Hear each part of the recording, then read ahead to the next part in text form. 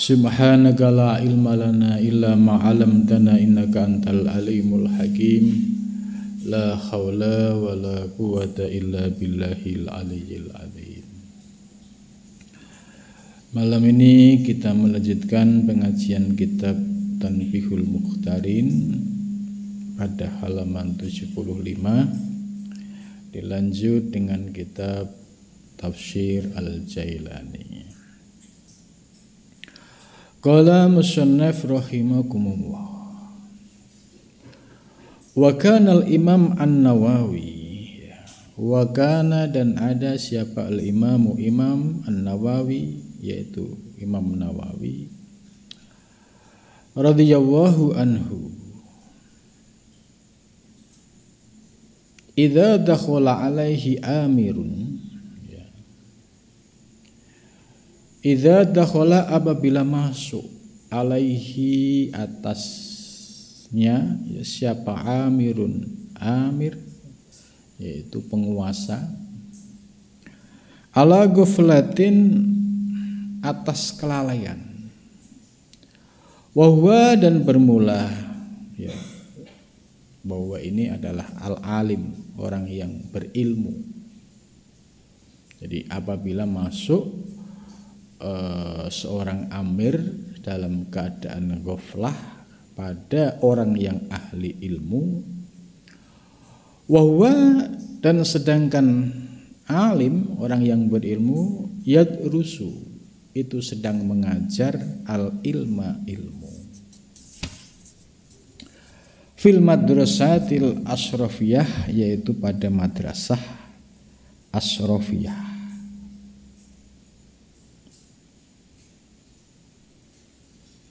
Au jamaah au jami Bani Umayyah, ya, atau ya Masjid Jami Bani Umayyah.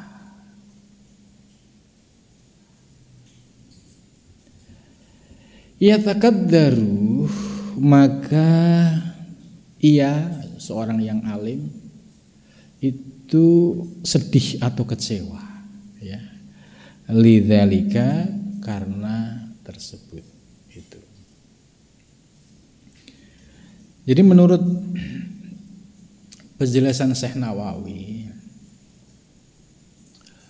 orang yang alim, ya, alim yang memiliki sifat khosyatullah, ya, rasa takut kepada Allah yang tinggi, itu apabila dia sedang ngaji atau sedang mengajar, terus kedatangan seorang amir, penguasa atau tokoh politik kalau zaman sekarang. Dan tokoh politik ini ala ghaflah, ya, artinya ya masyarakat sudah tahulah ya amir ini gitu. Maka bagi orang yang alim yang memiliki sifat khosyatullah itu malu, sedih, ya, ketika majelisnya didatangi oleh seorang penguasa, ya, apalagi dengan tujuan-tujuan tertentu. Ya, hal ini bisa menjadi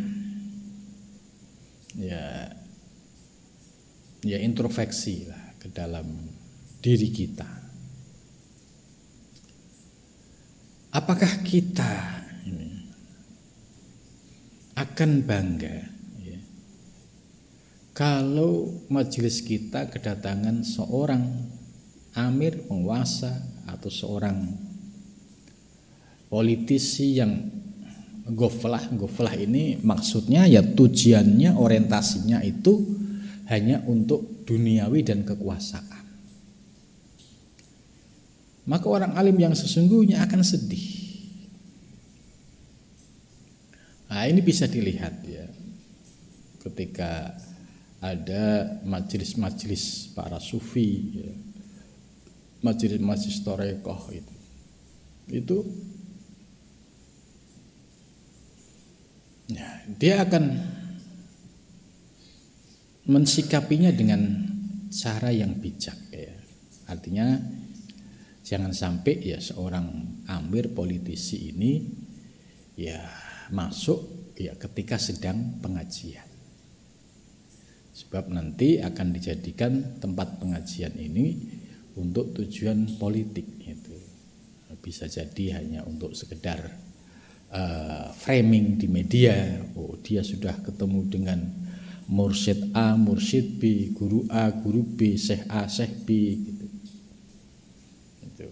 Maka sedih kalau seorang yang alim, yang khosyatullah ya terpaksa misalkan kedatangan tamu yang disebut amir tadi ya. Amir dalam bahasa kita ya politisi ya, atau para pejabat yang memiliki tujuan politik ya, yaitu dalam kehadiran itu. Jadi sedih, bukan bangga. Bukan bangga. Sebab kalau bangga ini menunjukkan ya orientasi orang yang alim ini tidak khosyatullah. Kalau orientasinya makhluk, orientasinya kekuasaan, orientasinya mencari kebanggaan, ya bisa dia memperoleh hal itu. Tapi kalau khosyatullah dia sedih.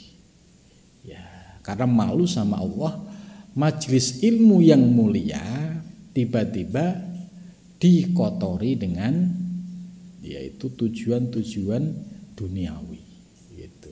Karena amir ini datang pasti dengan kepentingan duniawi. Tapi kalau amir yang datang kepada seorang mursyid, kepada seorang syekh dengan tujuan ya menjadi murid yang belajar tertib ya, istilahnya memang benar-benar pengen ngaji, bukan sekedar pencitraan atau bukan sekedar menjelang musim politik ya, kemudian pura-pura ngaji lah. Model-model seperti ini orang yang alim yang memiliki khosyatullah itu enggak respek, sedih gitu. Hal ini ya pasti apa yang disampaikan oleh Syekh Nawawi ya enggak jauh beda dengan dunia ya di sekitar kita. Ini kalau musim politik ini, nah ini pasti ramai ya, orang-orang yang berubah secara instan, ya, yang dulunya tidak pernah datang ke pesantren, yang dulunya tidak pernah datang ke komunitas thariqah, datang ke komunitas thariqah. Tapi tujuannya hanya sekedar pencitraan atau tujuannya hanya sekedar untuk duniawi, bukan ya untuk dinasehati oleh seorang mursyid, seorang syekh, seorang kiai, tapi memanfaatkan majelisnya sang kiai ini untuk tujuan politiknya. Nah, ini sedih kalau orang alim yang memiliki khosyatullah. Maka orang-orang alim yang memiliki khosyatullah itu bersikap tegas. Misalkan majelisnya akan kehadiran tokoh si A si B. Kalau orang alimnya yang memiliki sikap tegas, ya dia akan berkata, ya boleh bertamu, tapi jangan waktunya ngaji. Nanti setelah selesai pengajian dipersilahkan.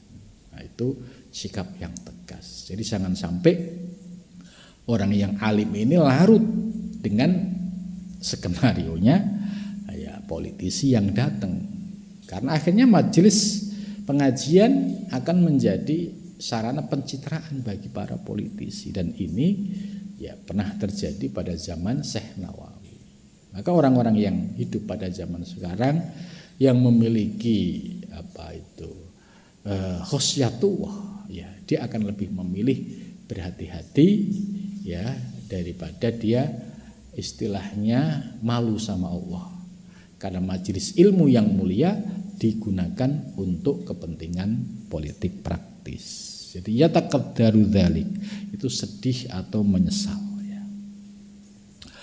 Wa idza balaghahu an ahadan minal akabir, dan ketika telah sampai kepadanya, yaitu kepada orang yang alim tadi ya, seperti kiai ajengan atau mursyid, anna ahadan, sesungguhnya seseorang minal akabiri, dari berbagai atau dari beberapa pembesar akabir ya. Pembesar itu bisa legislatif ya, yudikatif, eksekutif itu minal akabir kalau di Indonesia. Qad azama ala ziyarati, qad azama sungguh telah sengaja, telah niat ya, ala ziyaratihi atas ziarahnya, kedatangannya, fi yaumi darsihi pada hari pengajian orang alim tersebut itu, la yadrusul ilma ya, terus tidak ngaji ya, siapa alim al ilma ilmu fidzalikal yaum pada hari itu, khaufan karena takut ayyarahu ya, supaya hendak melihatnya siapa dzalikal amir, yaitu amir tersebut, wawa fi mahfalihi wa darsihil adim ya, dia sedang dalam keadaan ya ngajar di majelisnya yang sangat agung. Wa yaqulu, dan berkata, inna min alamatil mukhlis ayyataqaddara idza ittola'u alaihi wa huwa ya'si rabbah fa in farihan nafs bidzalika ma'siyah wa rubbama kana riya asyaddu min kasiri minal ma'asi ya. Jadi ini yang kisah berikutnya atau penjelasan berikutnya, yaitu ketika ada informasi ya, biasanya kan ada tim sesnya atau sekretarisnya yang menyampaikan bahwa tokoh ini akan silaturahmi ya pada saat pengajian itu. Jadi sengaja datangnya politisi ini itu pas pengajian, karena memang tujuannya untuk pencitraan tadi, supaya dilihat oleh publik dekat dengan ulama, dekat dengan syekh, dekat dengan kiai gitu. Jadi tidak tujuan untuk ngaji, mencari ilmu, untuk dibimbing, untuk diarahkan, itu tidak. Tapi sengaja memanfaatkan momen ngajinya kiai untuk kepentingan politik. Nah, maka orang-orang yang memiliki rasa khauf ya, rasa khosyah, takut kepada Allah, itu lebih baik ngajinya diliburin. La yatrusul ilma fi dzalikal yaum. Jadi lebih baik ngajinya diliburin. Sebab apa? Khaufan. Ya, dia takut ya, hendak dijadikan oleh amir momen majelis itu ya untuk kepentingan politiknya itu. Jadi lebih baik diliburkan. Jadi satu sisi memang ya sedih karena harus meliburkan, tapi alasan meliburkan pengajian ini lebih mulia, yaitu menjaga supaya majelis ini tidak digunakan sebagai alat politisasi. Itu. Sebab kalau misalkan tetap ngaji, ya ini pengajian yang suci, artinya yang selama ini hanya untuk kepentingan akhirat, ya mengurai menjelaskan ilmu soal agama murni, ya, tiba-tiba ada kepentingan duniawi masuk dan ini akan merusak itu. Maka seorang syekh yang cerdik ya lebih baik diliburkan. Diliburkan bukan karena menghormati penguasa, tidak, karena menjaga kehormatan marwah majelis ilmu ini supaya tidak dikotori oleh kepentingan politisi. Nah, ini kalau ulama-ulama yang khosyatullahnya tinggi ya ini berani bersikap seperti ini. Tapi kalau ulama-ulama yang ya belum memiliki khosyatullah ya, orientasinya masih orientasi duniawi, nah itu dia senang. Dia senang. Ini yang harus dipahami. Selanjutnya, inna min alamatil mukhlis, sesungguhnya sebagai tanda-tanda orang yang ikhlas, Ayyataqaddaro, dia akan sedih. Ya, sedih. Dia akan kecewa. Idza ittola'u alaihi, ya, ketika nampak oleh mereka, nampak oleh publik, ya, ngajinya itu bersama politisi ini sedang disorot oleh media nasional misalkan. Itu. Dia akan sedih ketika itu terjadi. Wa huwa ya'sirubah, sementara dia ini sedang maksiat kepada Allah. Maksiatnya apa? Karena menjadikan majelis ilmu yang mulia ini menjadi alat politisasi untuk kepentingan politik. Gitu. Nah, ini bagaimana warok zuhudnya ya seseorang ulama, ya, itu akan terlihat dari bagaimana mensikapi keadaan yang seperti ini. Bukan berarti seorang ulama itu menolak ketika didatengin politisi, ya, tidak. Tapi dicarikan waktu yang pas. Kalau tujuannya silaturahmi, ya silaturahmi. Gitu. Tapi kalau tujuannya hanya untuk memanfaatkan, ini yang harus dihindari. Karena ini sama aja mengotori majelis ilmu yang mulia dengan tujuan-tujuan duniawi yang sementara itu. Gitu. Jadi sedih kalau sampai jadi ciri-ciri orang yang mukhlis, dia akan menyesal dan sedih apabila nampak secara visual, ya, itu terlihat oleh publik, oh, beliau majelisnya didatengin politisi A, politisi B, gitu. Sementara dia ini sedang bermaksiat kepada Tuhannya. Kenapa? Karena menodai majelis ilmunya dengan tujuan politik, dengan tujuan duniawi. Ini malu gitu. Nah, tadi mafhum mukhalafahnya tanda-tanda orang yang tidak mukhlis, dia kebalikannya. Ketika nampak di sorot oleh berbagai media, justru dia senang dan bangga.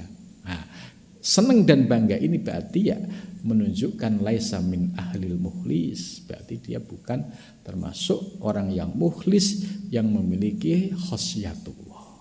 Itu.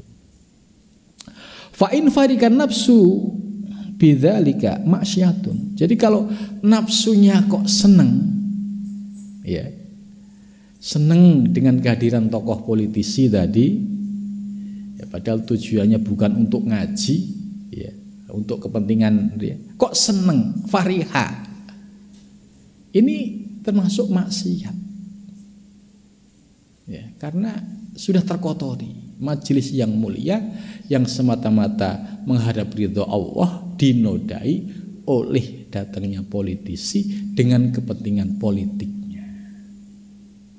Warubba kana riya asyaddu min kasirin minal amasi. Dan ketika ada apa riya itu asyaddu, lebih keras, min kasirin, dari kebanyakan minal mahasi, dari kemaksiatan. Jadi riya ini ya paling berat lah dibandingkan dengan kemaksiatan yang lain. Ya, ini contoh kasus yang pernah terjadi, ya, pada zaman Syekh Nawawi, ya, itu. Jadi ini menunjukkan ya para ulama terdahulu itu ya bersikap hati-hati betul. Nah, di zaman sekarang apakah masih ada ulama-ulama yang seperti ini? Masih banyak. Jadi ulama-ulama yang waro, yang zuhud, yang tidak, ya, tersorot oleh kamera TV, kamera medsos, itu masih banyak. Itu. Jadi mereka tersembunyi dan mereka memiliki prinsip yang tegas. Itu. Ini tantangan di dunia modern bagi para kiai atau bagi para alim. Wa kana Al Hasan Al Basri, ya, radhiyallahu anhu, Yaqulu, berkata siapa Hasan al-Basri, khabihun bil alim ayyashba'a fi hadha zaman minal halal fa kaifa biman yashba'u minal haram. Jadi qabihun itu buruk banget lah istilahnya. Bil alim, menimpa seorang yang berilmu, ayyashba'a fi hadha zaman minal halal. Dia dalam kondisi kenyang, ya, makanan yang halal pada zaman sekarang. Jadi seorang alim yang makannya itu halal, ini aja masih qabih, masih buruk. Nah, fa kaifa biman yashba'u minal haram, bagaimana orang yang makan dari barang yang haram gitu. Jadi bagi seorang yang alim, dengan kata lain, tidak layak untuk bermakan dengan makanan yang berlebih-lebihan sekalipun itu halal. Ya, karena dibeli dari sumber harta yang halal. Tapi kalau porsinya itu berlebihan, ini tidak baik, qabih. Tapi kalau ya sederhana apa adanya, itu wajar. Yang qabih ini kalau ada alim berlebih-lebihan, sekalipun ini yang dimakan itu halal. Itu. Apalagi kalau yang dimakan itu dari barang haram. Itu. Maka ada kisah menarik ini, ya, seorang ya sufi yang hidup pada zaman sekarang, ya sekarang masih hidup beliaunya. Itu. Beliau ini menarik, unik, ya, karena untuk menjaga sikap warok dan zuhud. Ketika beliau diundang oleh ya amir istilahnya, ya sekarang ya oleh presiden atau wakil presiden atau kementerian agama atau yang lainnya, itu selalu berhati-hati untuk menanyakan sumber pendanaannya dari pribadi atau dari yang lain, misalkan dari APBN. Itu. Karena muridnya ini pernah diundang mewakili beliau, ya, untuk sebuah kegiatan di kementerian. Ya. Dia dipesenin sama gurunya, nanti kalau dikasih bisyarah amplop, tanya sumbernya dari mana. Kalau dari APBN, istilah dari negara jangan. Tapi kalau pribadi, ya terima. Benar. Ketika selesai acara, ya murid ini dikasih bisyarah dari Pak Menterinya. Dia mengikuti pesan dari gurunya, menanyakan, Pak Menteri, mohon maaf, ini dari sumbernya dari pribadi atau dari yang lain. Oh ya, ini dari panitia. Nah, beliau mengembalikan amplop bisyarahnya itu. Nah, terus menyampaikan, kata guru saya, ya saya hanya diizinkan untuk mengambil rezeki yang sumbernya dari pribadi Pak Menteri. Akhirnya Pak Menterinya bingung, nyuruh stafnya nyari ATM, ya, untuk menggantikan uang tadi. Ini salah satu bagaimana di zaman sekarang ya masih ada orang-orang yang konsisten dengan sikap warok dan zuhud, sekalipun ya mereka ya memiliki hubungan kedekatan dengan para pejabat. Jadi bisa memilah. Kalau untuk hubungan baik, menjaga bangsa dan negara, ya tentu itu suatu keharusan. Tapi ketika beliau memiliki prinsip, ya, jadi harus warok dan zuhud ini, ya beliau tetap konsisten dengan itu, sekalipun ya beliau diundang oleh para pejabat negara. Ya, ini maksud saya bisa menjadi keteladanan kita bahwa ya di zaman sekarang masih ada yang konsisten dengan sikap warok dan zuhud itu. Wallahi, demi Allah, ini sesungguhnya aku senang Ani sesungguhnya aku, lau akal tu aklatan, jika aku makan sebuah makanan, wasorot fi batni, dan jadilah makanan itu fi batni dalam perutku, ya, kal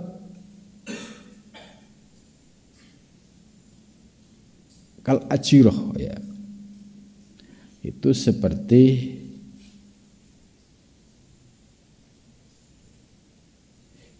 maknanya ada beberapa, ada yang makna batu bata, ada yang makna sewa. Fatakfini kata amut. Nah, ini fatakfini maka mencukupi aku hatta amut sehingga aku mati. Nah, ini maksudnya beliau menyampaikan kalau aku makan sebuah makanan, aku pengen ya perutku ini ya seperti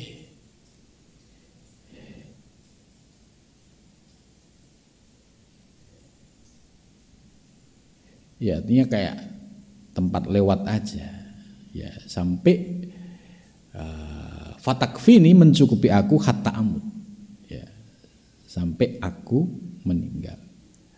Jadi artinya beliau tidak akan makan kalau makanan tersebut benar-benar soal kehalalannya itu pasti atau tidak. Lebih baik lapar ya sampai ya sekalipun hatta amut gitu. Itu maksudnya gini. Jadi beliau tidak akan makan yang bisa masuk ke dalam perutnya kecuali yang halal. Bahkan beliau rela untuk tidak makan ya sekalipun hatta amut ya sekalipun sampai meninggal. Ini supaya menjaga makanan yang masuk ke dalam perutnya itu ya benar-benar memenuhi kriteria halalan thayyiban gitu. Faqad qila innaha tamkusu fil ma aksaru min salasumi'atin sana.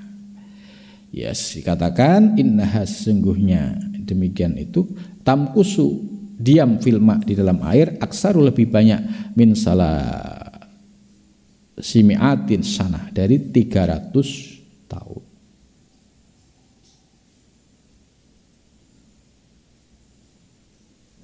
Oh, ini ibaratnya begini. Jadi ajira ini berarti kayak tadi ubin atau batu bata. Ini istilahnya. Batu bata ini ya diibaratkan dia ini bisa bertahan ya dalam air lebih dari 300 tahun. Nah, ini bisa kita buktikan apakah benar apa yang disampaikan oleh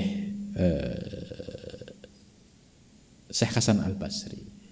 Ya kita bisa lihat ya peninggalan-peninggalan kuno ya seperti peninggalan masa kerajaan atau kesultanan yang artefaknya itu ditemukan akhir-akhir ini ya seperti di daerah Mojokerto dan sekitarnya.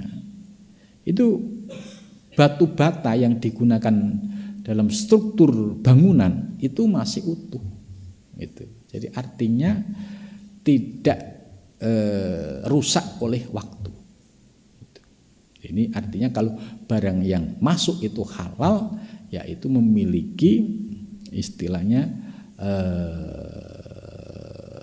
tidak mudah hancur atau tidak mudah rusak. Diibaratkan seperti bata tadi. Ya, bata itu kalau kita lihat peninggalan zaman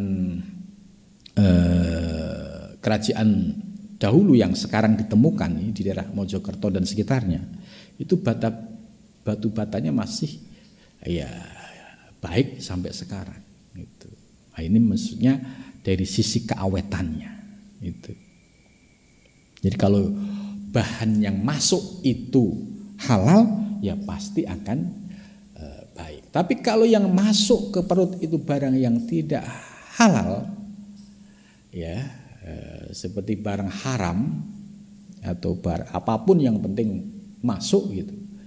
Nah, ini masuk ke dalam perut akan mudah bereaksi, sehingga ketika dia dikubur di pemakaman itu lebih mudah terjadi pembusukan. Gitu. Maka banyak orang-orang yang alim, yang soleh, yang jasadnya itu sampai masih utuh, itu karena faktor apa yang masuk ke dalam perut. Tentu juga ada amalan-amalan lain yang membuat orang tersebut jasadnya masih utuh. Itu. Tapi kalau orang yang makanannya tidak halal atau bahkan haram, itu bisa dilihat proses pembusukan jasadnya itu lebih cepat. Itu. Ini tentu perlu sebuah uji lapangan kalau ingin membuktikan.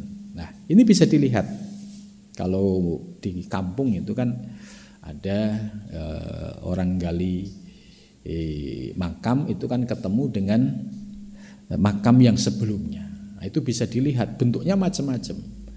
Ada yang sudah hancur, tinggal tulang belulang, ada yang tulang belulangnya itu ngumpul gitu, ada yang sudah terpisah-pisah gitu.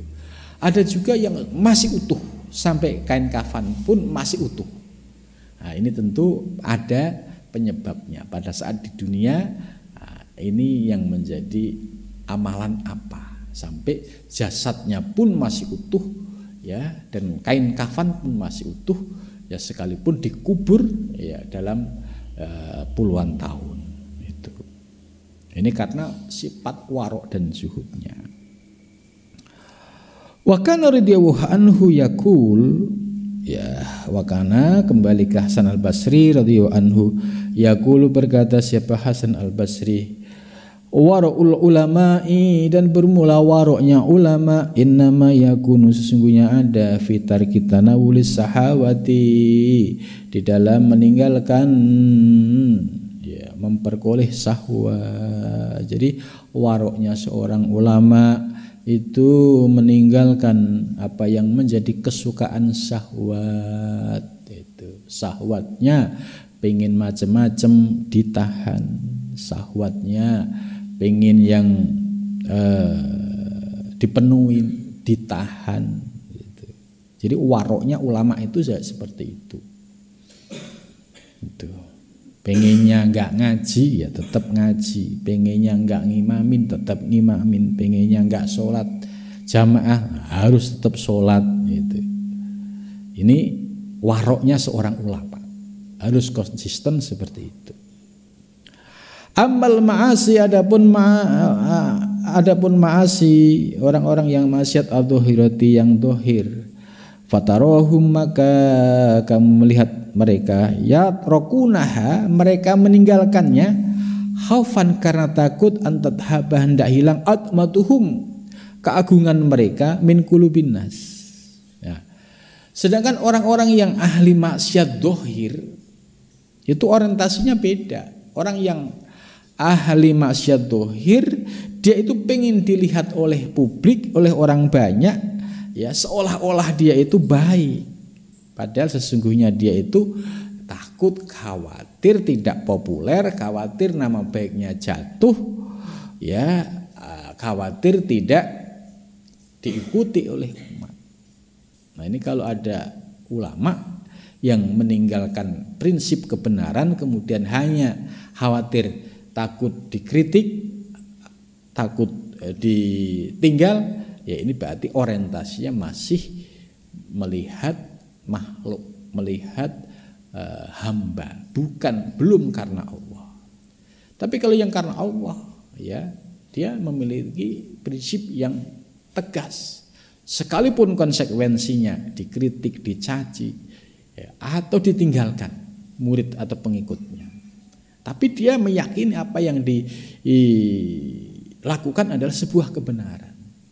Ini ciri-ciri orang yang sudah tidak takut dicela atau dipuji oleh manusia. Itu. Wa kana yaqulu balagoni annahu ya'ti fi akhir zaman rijalun yata'allamuna ilma li ghairillah. Dan beliau berkata, telah sampai kepadaku akan datang di akhir zaman. Jadi yakti akan datang di akhir zaman, pada akhir zaman. Rijalun, banyak orang, banyak komunitas, banyak ustadz, banyak kiai ya. Yata'allamunal ilma, mereka belajar ilmu.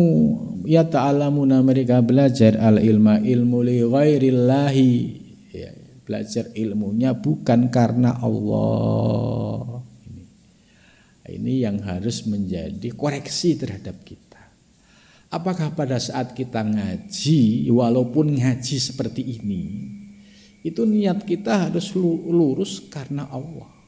Itu. Walaupun ngaji ya istilahnya hanya dengan beberapa santri atau dengan banyak santri, niat utamanya harus lillah karena Allah. Jangan sampai lighoirillah. Lighoirillah itu macam-macam. Ya, pengen memperoleh pengikut sebanyak-banyaknya. Ketika nggak ada pengikut, semangatnya turun. Nah, ngapain ngaji? Nggak ada pengikutnya gitu. Tapi kalau orang yang memiliki prinsip ngaji lillah, ya jangankan istilahnya diikuti oleh banyak orang ya. Seandainya satu santri pun itu semangatnya sama gitu. Jadi tidak kalau ada banyak orang kemudian semangatnya tinggi, tapi kalau satu orang kemudian sak carpe diem gitu. Apalagi terus nggak usah ngaji ya dong. Cuma satu orang lah. Ini pertanda keikhlasannya dipertanyakan. Ya memang Allah nguji kemurnian seseorang ngaji itu diuji. Ya, misalkan yang biasanya ngaji dengan ribuan umat, coba diuji oleh Allah. Tiba-tiba yang datang itu hanya 5-10 orang, masih semangat ngaji enggak? Nah, ini diuji. Oh, kalau ada ribuan orang semangat, enggak ada, menjadi melemah. Ini pertanda berarti belum minal mukhlisin, berarti masih li ghairillah. Jadi li ghairillah ini maknanya luas ya, terutama di zaman modern ini. Jangan sampai kita masuk yang ini. Kita konsisten. Ya, sekalipun murid banyak, murid sedikit, semangat kita sama, yaitu lillah. Tidak berkurang sedikit pun. Kalau banyak bukan berarti terus bangga, kepedean juga tidak. Kalau sedikit bukan berarti sedih atau tidak. Karena ini proses pembersihan ya, untuk menguji kualitas niat seorang guru, seorang kiai yang mengajar karena Allah. Itu. Di situ akan kelihatan. Itu. Kaila yudhi'us, sehingga dia tidak menyanyiakan, summayakun alaihim, kemudian akan terjadi alaihim atas mereka tab'asu yaumal qiyamah. Karena sebab kalau dia hanya sekedar ingin mencari follower ya, ingin istilahnya mencari tepuk tangan dari para penonton gitu. Tujuannya hanya sekedar itu, dia menyanyiakan waktu.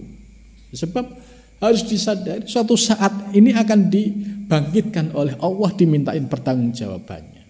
Nah, bagaimana kalau ngajinya hanya sekedar untuk makhluk bukan karena Allah, maka akan muncul kesedihan ya. Mudah-mudahan kita diberikan anugerah Allah, bisa istiqomah dalam mengaji dan dapat mengamalkan apa yang disampaikan oleh para ulama-ulama salafus soleh. Amin ya rabbal alamin.